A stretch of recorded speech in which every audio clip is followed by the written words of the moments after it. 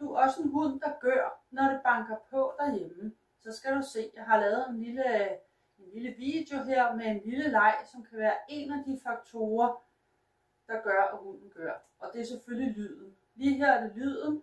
Synet har også noget at sige.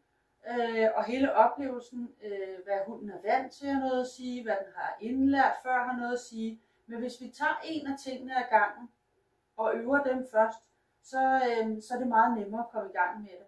Eller komme igennem med det. Her har jeg valgt at tage lyden først. Jeg har fundet nogle gode godbidder, som jeg ved, min hund godt kan lide.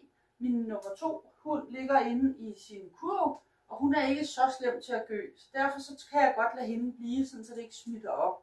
Den lille myre, der står her foran mig, han er god til at gø. Det er han. Jeg viser ham, jeg har nogle godbidder, og så laver jeg lige 2 hurtige bank på. Jeg har valgt køleskabet, fordi her der kan jeg sige, kom ind, eller gå hjem, hej hej. Og det er et godt sted at bruge køleskabsdøren, fordi det er ikke så tit, vi får gæster igennem køleskabet. Folk kommer ikke så tit den vej ud. Så vælg en dør, der ikke er hoveddøren. Det kan også være en bagdør eller en havedør, eller et sted, hvor der stort set aldrig kommer gæster ind og ud. Bare det her med, at lyden lige bliver forbundet med noget andet. Vi tager hoveddøren ud af den her ligning. Så vi banker på døren og roser. Nu sagde han ikke noget. Det er meget heldigt. Det gjorde han for 2 sekunder siden, da jeg lige lavede det. Og det var selvfølgelig fjollet.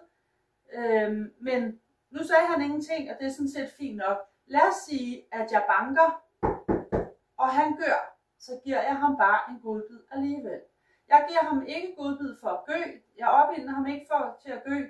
Men jeg gør det, at jeg beder ham, eller jeg siger til ham, at fordi du samarbejder med mig, så er du dygtig. Og at samarbejde med mig ved han ikke er, om det er at gø, eller om det er at forholde sig stille og roligt. Det er han ikke klar over endnu. Det gør heller ikke noget, men det kan jeg bare arbejde mig væk fra. Så jeg banker nogle gange her, og hvis han gør, så giver jeg ham en godbid. Jeg banker på, og siger hej hej, kom ind. Og så fodrer jeg ham med gode godbidder imens. Han er bare blevet skide god. Og det er vigtigt at forsøge at efterligne den lyd ret hurtigt, som den lyd er, når nogen banker på. Det er ikke så tit, nogen banker på sådan her.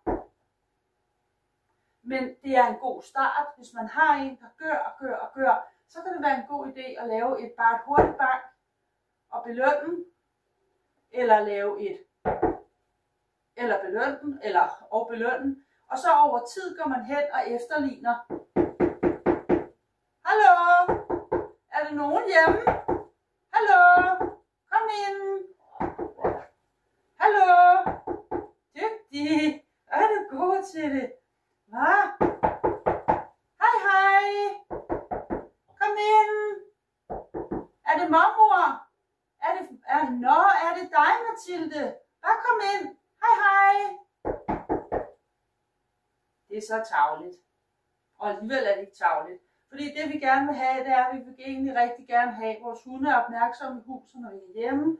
Men vi vil også godt have, at de ikke brøler op, hver gang, at der kommer nogen forbi og banker på døren. Eller en lille hurtig fif er, hvis man har en hund i træning, som man ved gør, når det banker på døren, så gør jeg selv den tjeneste at lave et stykke papir, en seddel, hæng uden på døren, på hoveddøren, laminere den, hæng den ud på hoveddøren, og skriv på den her seddel, hund i træning, bank ikke på, ring venligst, og så ens telefonnummer. Så slipper man for de der sådan, uopfordrede træningspas, hvor man ikke er klar, og hvor man ikke ved, at man skal være klar, fordi nogen banker på ved hoveddøren. Super nice. Du er så dygtig. Så, det var godt. That'll do.